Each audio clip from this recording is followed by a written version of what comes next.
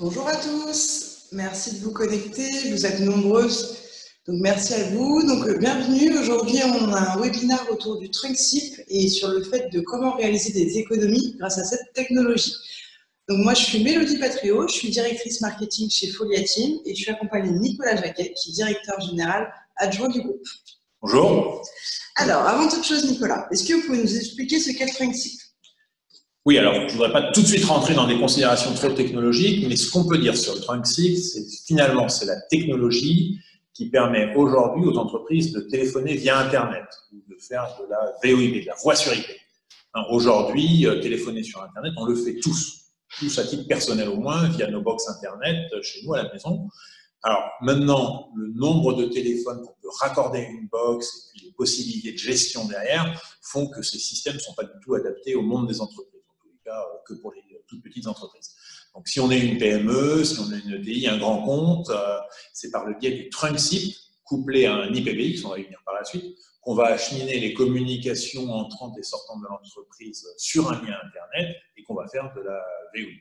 Ok, c'est très clair Nicolas. On va peut-être utiliser un schéma pour rendre ça encore plus limpide. Alors, ce schéma, je crois, est assez explicite. En fait, historiquement, le monde des télécoms et le monde de l'informatique étaient deux mondes séparés. En entreprise, vous aviez les ordinateurs raccordés sur un réseau LAN, un réseau data dans l'entreprise, et qui, pour faire sortir les flux de données, s'appuyait sur un lien ADSL, SDSL, aujourd'hui de plus en plus fibre, et faisait transiter les données grâce à un opérateur d'accès Internet. Et puis vous aviez le monde de la voix. Le monde de la voix, c'est le monde du PABX sur lequel sont raccordés les téléphones et les communications entrantes ou sortantes se faisaient sur le réseau de France Télécom via des T0 ou des T2. Donc on était sur deux univers différents et ces deux univers, sur ces dernières années, ils ont tendance à merger, à fusionner, avec le fait qu'aujourd'hui on ne parle plus de PABX, mais d'IPBX. IP parce que finalement les postes téléphoniques sont raccordés sur le réseau LAN, le réseau IP de l'entreprise. Donc les postes et les ordinateurs sont sur le même réseau à l'intérieur de l'entreprise. Ok. Donc j'imagine Nicolas que s'il n'y a plus qu'un seul réseau au sein de l'entreprise, il n'y a plus besoin d'avoir deux liens, mais un seul lien suffit pour faire de Trunksip.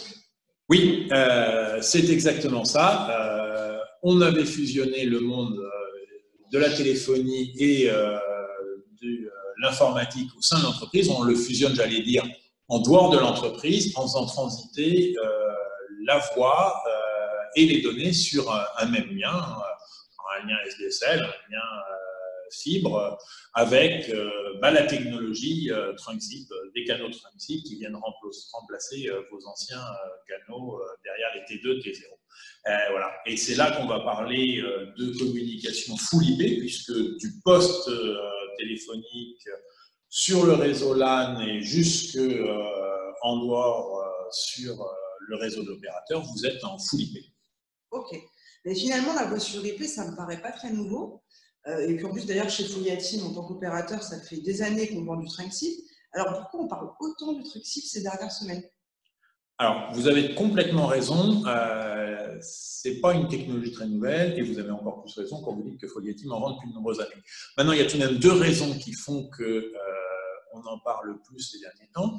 D'abord, il y a eu des effets d'annonce par l'opérateur historique Orange sur le fait qu'il arrêtait la vente d'accès T0 depuis le 15 novembre. Ça veut dire que concrètement, une entreprise qui voudrait déménager et commander une ligne, elle ne peut plus le faire. Voilà. Et puis, il y a une deuxième raison, c'est qu'aujourd'hui, il y a le développement du cloud. On a de plus en plus d'applications informatiques qui sont dans le cloud. Et la téléphonie, finalement, devient une application comme une autre. Elle aussi, elle passe dans le cloud. Elle passe dans le cloud en s'appuyant sur des technologies IP, ce qui fait qu'on va pouvoir lui adjoindre d'autres fonctionnalités de chat, de visioconférence et évoluer vers de la collaboration. Voilà. Et donc, ces deux tendances, ces deux sujets qui sont que, on ne peut plus vendre de T0 et deux, une accélération sur le cloud fait qu'on entend de plus en plus parler de trunk SIP et de téléphonie sur IP, haute voix sur IP. D'ailleurs, je veux dire, les entreprises ne s'y sont pas trompées, hein, puisque quand on regarde un petit peu les études de marché, on considère qu'il y a 75% des entreprises de plus de 200 salariés qui ont déjà basculé vers le QTP. Donc, c'est une grosse partie des entreprises, en tout cas d'une certaine taille. C'est moins le cas lorsque on regarde les PME, parce que là, elles ne seraient que 35% à s'être vraiment posé la question. Ok. Donc, si je comprends bien, Nicolas, de toute façon, il y a une certaine forme de contrainte technologique pour passer le truc SIP. Mais au-delà de la contrainte, est-ce qu'il y a quand même des vrais bénéfices réels, tangibles pour les entreprises? Alors, oui, il ne faut pas aller sur le trunk SIP simplement parce que France Télécom vous a dit qu'il ne voulait plus voir le T0. Le trunk SIP, ça apporte 3 grandes catégories de bénéfices. La première, et c'est celle à laquelle on pense tout le temps, et c'est normal, c'est la réduction des coûts. La réduction des coûts, elle s'incarne comment? D'abord, vous allez supprimer les cartes T2 ou T0 de vos systèmes PABX. Donc là, c'est finalement le coût de possession de votre PABX qui va être optimisé. Vous allez supprimer le raccordement TDM de chacun de vos sites. Hein. Les T0, les T2 disparaissent. Donc, vous allez faire des économies immédiates sur vos abonnements voix. Et puis, les communications qui transitent sur IP sont aussi moins chères. Donc, des réductions de coûts de 3 natures. Et ça, c'est le premier bénéfice. Maintenant, il y a un deuxième bénéfice qui est d'autant plus valable quand on est une entreprise multisite, c'est qu'on a une flexibilité accrue dans la gestion de sa téléphonie. Il va falloir ajouter un site, augmenter le nombre d'utilisateurs ou de communications simultanées. Avec l'IP, avec le trunk SIP, ça va être plus facile. Vous allez pouvoir aussi gérer des pics de trafic. Donc, une flexibilité dans la gestion de la téléphonie. Et puis, comme je le disais tout à l'heure, finalement, l'IP, c'est aujourd'hui, ou le SIP, c'est aujourd'hui le standard. C'est le standard sur lequel s'appuie la téléphonie, mais aussi la visio, la collaboration de manière plus étendue. Et donc, vous allez pouvoir développer de nouveaux usages et en tirer tous les bénéfices en termes de productivité au sein de votre entreprise. Ok, merci beaucoup Nicolas. Mais comme on le sait aujourd'hui, le cœur du sujet de ce webinaire, c'est la réduction des coûts. Alors peut-être qu'on peut aller un peu plus en détail, prendre des exemples concrets pour voir les bénéfices pour l'entreprise en termes de réduction de coûts.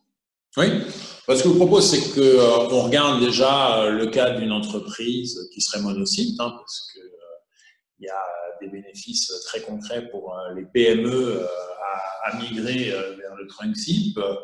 Une entreprise de 75, 100 collaborateurs. Aujourd'hui, bon, elle a un accès T2 chez France Télécom, elle a ses 30 canaux voix. Tout ça, elle va le payer grosso modo 420 € par mois pour son abonnement, plus le coût des appels. En allant vers l'IP, en allant vers le trunk SIP, en fait, elle va conserver 30 canaux, hein, parce que un canal traditionnel égale un canal SIP, donc elle conserve ses 30 canaux, elle va les payer 5 € chacun, donc ça fait un abonnement à 150 € hein, versus 420 €, et puis elle paiera les communications. Alors ça, c'est un mode de tarification. Maintenant, ce qu'on voit de plus en plus sur le marché, c'est qu'en fait, l'ensemble des canaux, des abonnements pour les canaux de communication SIP et l'ensemble des communications vers des fixes, vers les mobiles et ceux vers de nombreuses destinations sont inclus dans une sorte de package et le prix moyen du marché il est autour de 450 €. Donc on compare une solution historique à 420 € sur laquelle il faut rajouter tous les coûts des appels vers les fixes, les mobiles, l'étranger, à une solution à 450 € où voilà, l'ensemble des communications sont incluses. Et ça, c'est pas mal, parce que ça permet d'avoir une prévisibilité de son budget et c'est plutôt pratique. Et donc là, je comprends bien pour une entreprise monosite. Pour une entreprise qui multisite, il y a les mêmes avantages ou il y en a d'autres qui pourraient être complémentaires? Alors, on a les mêmes avantages, ça c'est sûr, multipliés, j'allais dire, par le nombre de sites, et même encore plus.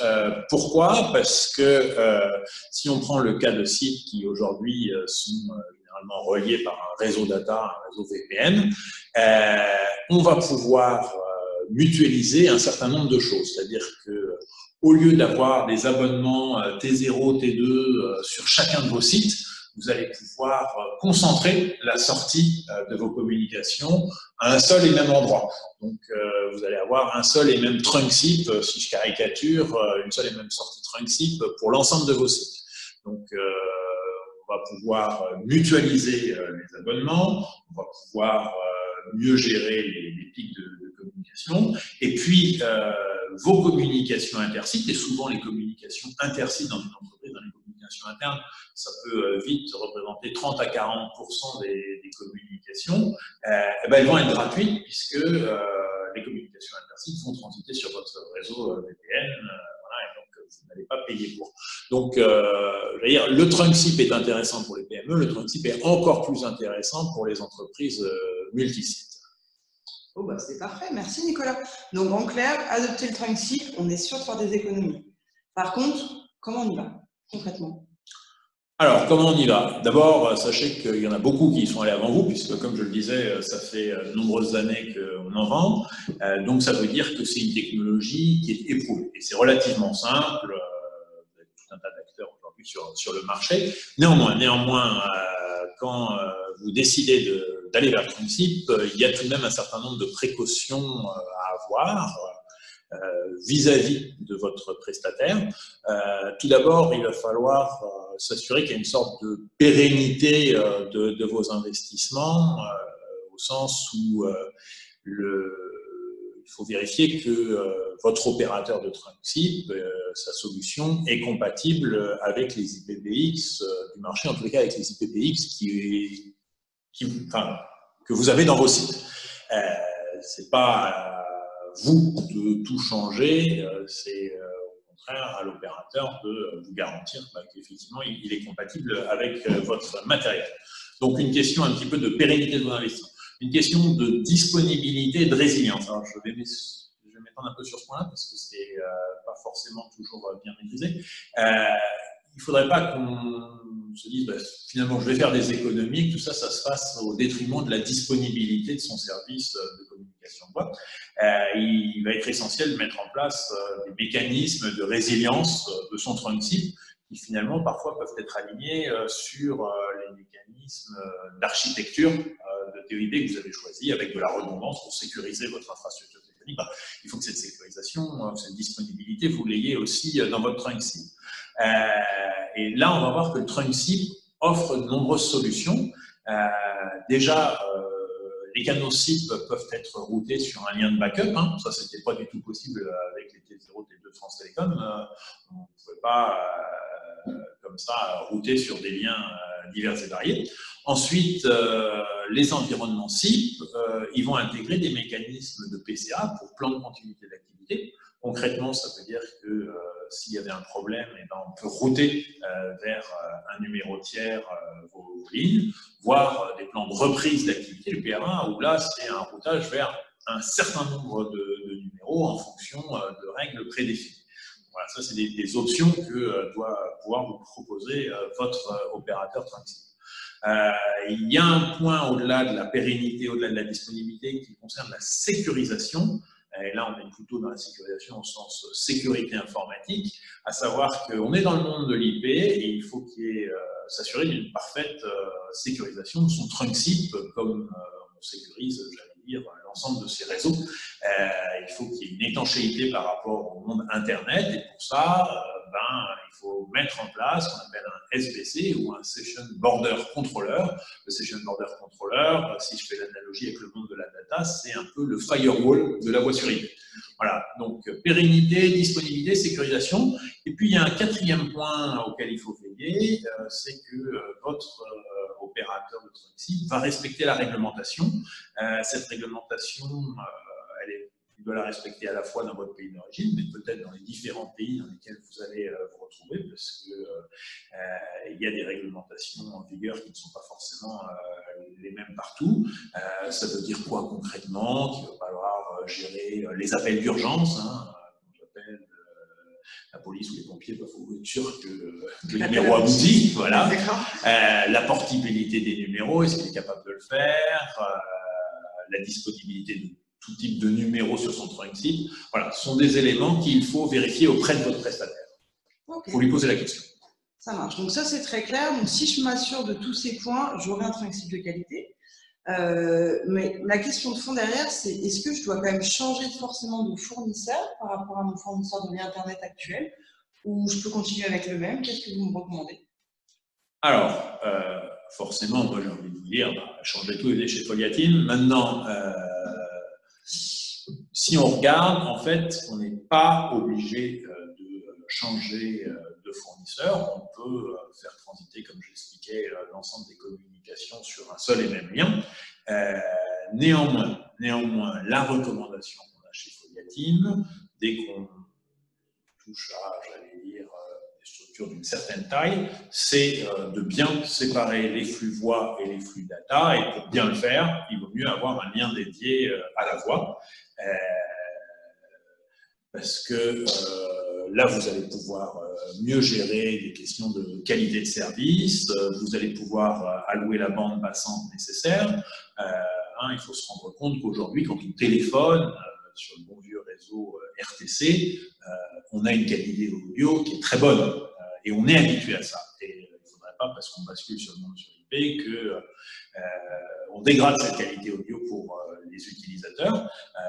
Donc nous, on a à cœur chez Foliatine d'avoir une expérience utilisateur de nos clients qui est optimale, et c'est la raison pour laquelle on recommande d'aller sur des liens dédiés, sachant qu'un appel en IP aujourd'hui c'est 100 kilos, voilà, et qu'il ne faut pas aller s'amuser à le compresser, sinon on dégrade l'expérience utilisateur. Ok, merci Nicolas pour toutes ces notions. Si je résume, le passage à la voix sur IP, grâce aux solutions de trunk SIP, c'est un moyen de faire des économies substantielles. C'est aussi une opportunité pour mon entreprise de moderniser ma téléphonie.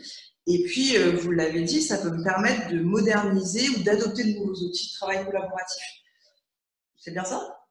C'est exactement ça, et je trouve que vous avez raison de finir sur ce dernier point, qui est que, encore une fois, le passage à l'IP, au trunk SIP, c'est l'occasion d'aller, grâce aux économies qu'on a pu réaliser, peut-être investir dans la modernisation de ces outils de téléphonie et plus largement de ces outils de collaboration, avec à la clé des nouveaux usages, des nouvelles façons de faire et de travailler dans l'entreprise, et donc derrière des gains de productivité, parce que c'est ça qu'on attend aussi derrière ces outils de collaboration.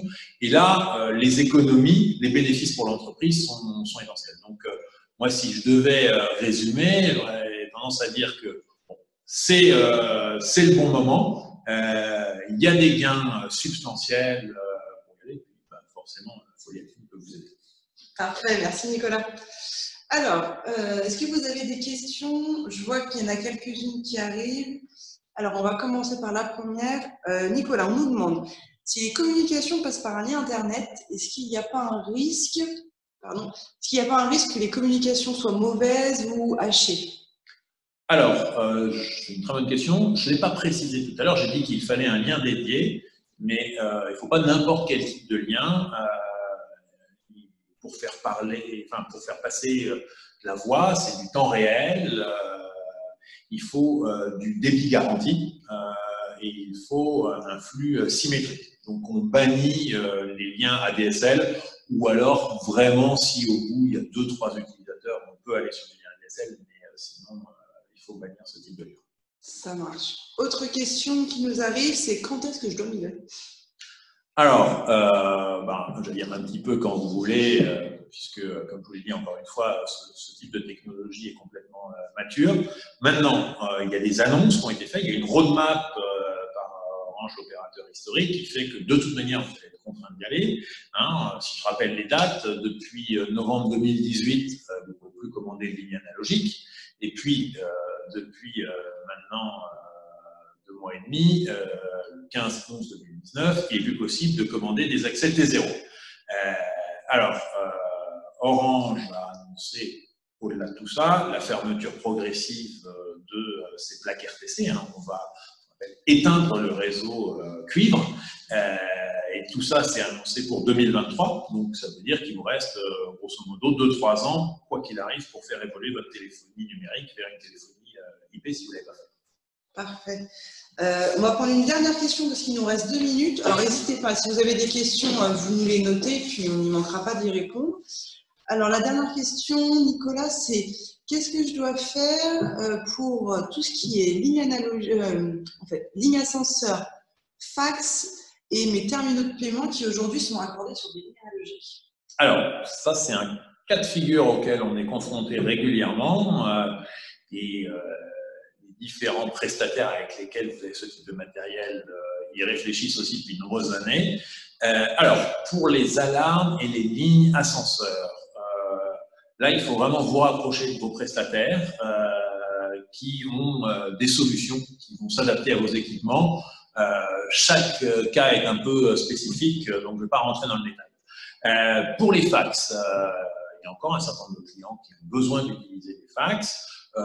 La grande tendance qu'on observe depuis maintenant de nombreuses années, c'est tout de même de basculer au fax to mail ou mail to fax. Concrètement, ça veut dire que vous abandonnez votre fax, votre machine fax pour tout basculer sur votre messagerie email, mais quand vous envoyez un email fax, votre correspondant reçoit bien un fax au bout, et quand il vous envoie lui-même un fax, vous le recevez en pièces attachées dans votre boîte mail.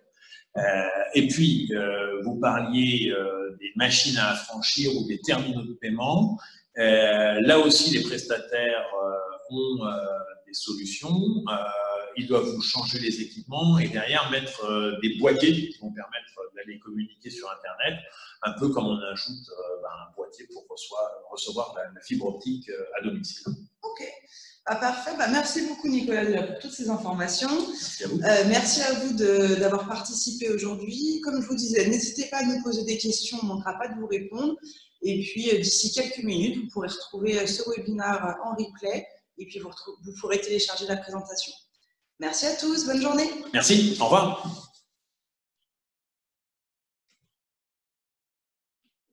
C'est pas mal, là.